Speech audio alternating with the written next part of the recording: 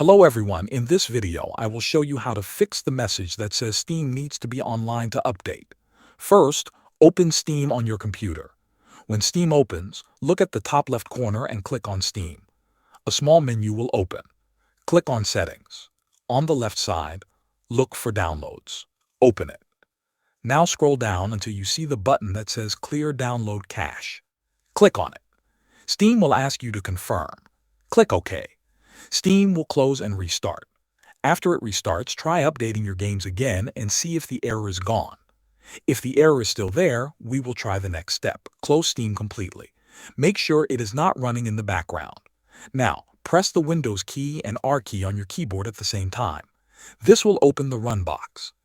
Type %localapdata% and press Enter. A folder will open.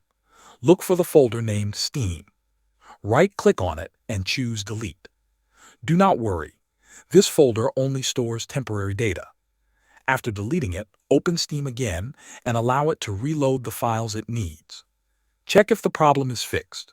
If you still see the same message, the last step is to check your date and time settings. The wrong date and time can stop Steam from connecting. Open the Windows settings by pressing the Windows key and clicking on the gear icon. Now click on Time and Language. On the left side, click on Date and Time. Turn on the options that say Set Time Automatically and Set Time Zone Automatically. Give it a moment to sync.